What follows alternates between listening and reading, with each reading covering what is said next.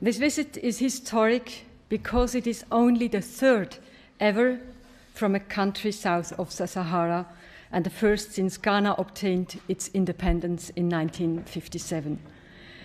At the same time, today is the logical consequence of a lengthy development because relations between Switzerland and Ghana have for decades been characterized by mutual respect. Not every connection between our two countries can be deduced at first glance. Take the gold freneli, or I can translate the traditional gold coin and the chocolate coins, both products that every child here grows up with and which are considered typically Swiss. But neither would exist without gold and cocoa, which we import on a large scale from Ghana. It is quite simple. We need the raw materials, and you have the raw materials. The resulting trade and business should benefit both countries. This principle is part of mutual respect. Gold and cocoa can create work and wealth in both countries.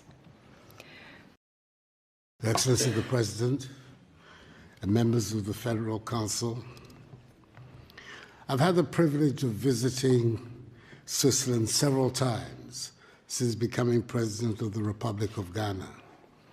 My last visit was to Davos nearly a month ago, where I participated in the 50th anniversary meeting of the World Economic Forum. At the invitation of its founder and executive chairman, the world-renowned Professor Klaus Schwab.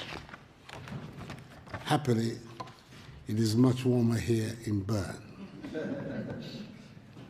I thank President Simonetta Sommaruga, head of the 7-member Federal Council, for the honor of this state visit and for the opportunity to make this brief statement in the Federal Assembly, Switzerland's 2-century-old House of Parliament.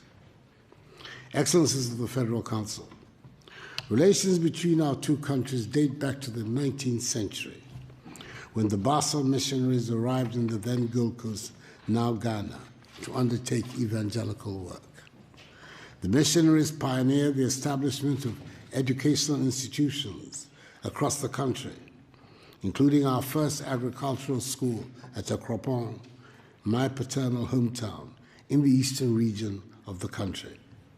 Indeed, my own late father, President of Ghana's Second Republic, who was deeply imbued with the Presbyterian attributes of discipline, industry, integrity, and thrift, was a famous product of Akropon's celebrated Salem School. They are also credited with the establishment of health facilities, including a missionary hospital at Agogo in the Ashanti region, and were instrumental in the spread of the cultivation of cocoa, a commodity which has been for the last century the mainstay of the Ghanaian economy. The Christian community in Ghana is greatly indebted to the Basel missionaries, who are also responsible for the translation of the Bible from English into 2 of the main Ghanaian languages, and who have been accorded due honor by us. The names of Inter Elios, Andreas Ries, Johannes Gottlieb Christeler, and Fritz Ramsayer continue to reverberate in our history and collective memory.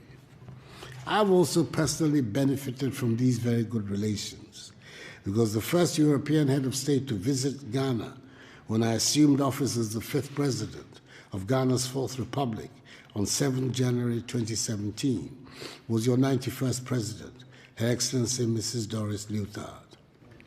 Excellencies, in recent times, the ties of friendship and cooperation between our two countries have grown even stronger.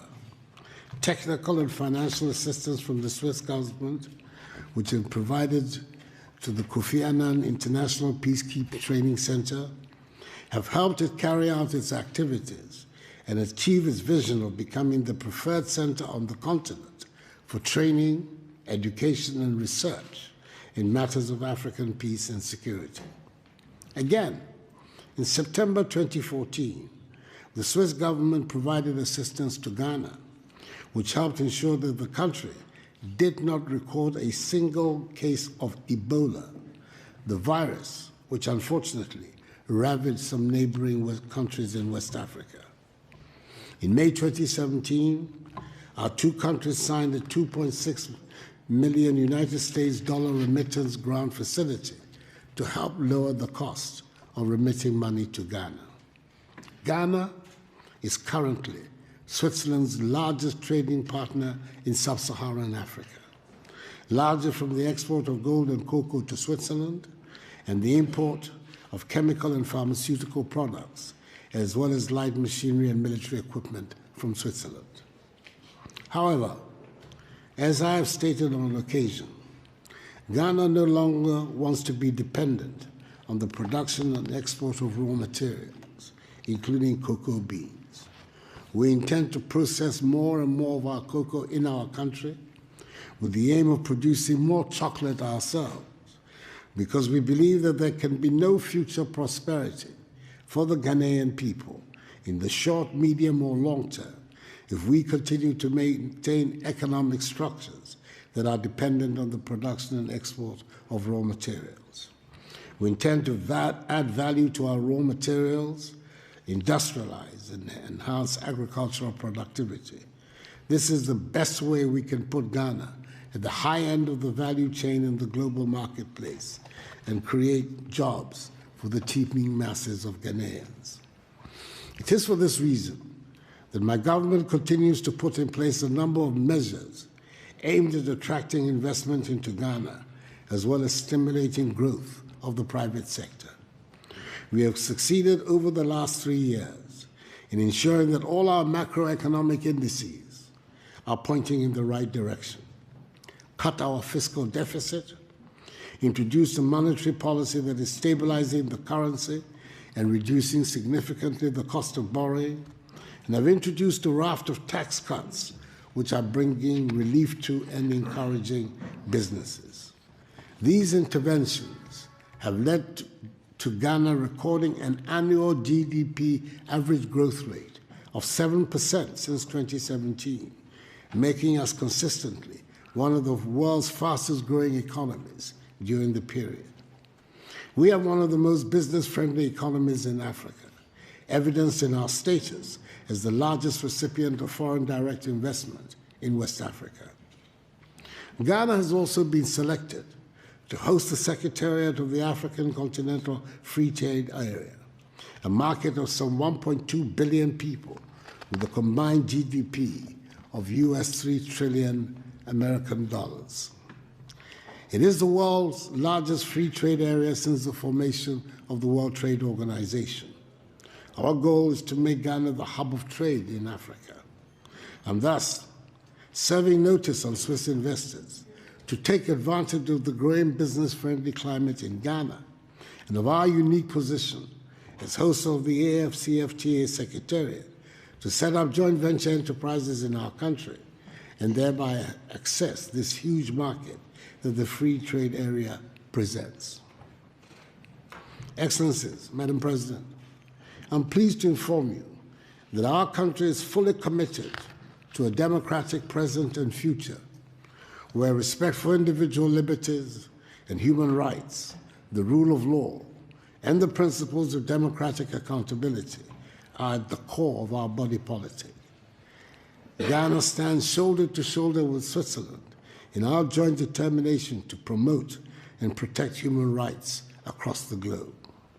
I'm hopeful that as we shape the future of Ghana and position Ghanaian enterprises to compete effectively on the world stage, we have friends such as the Swiss Confederation to support us in this objective. We are determined in Ghana to ensure that succeeding generations of Ghanaians do not become victims or pawns of the international economic order, but her beneficiaries. Indeed, the project is a Ghana beyond aid, a Ghana which has discarded a mindset of dependency, aid, charity, and handouts, and is charting a path of self-reliance in her progress, fashioned out of the intelligent and disciplined use of her considerable human and material resources.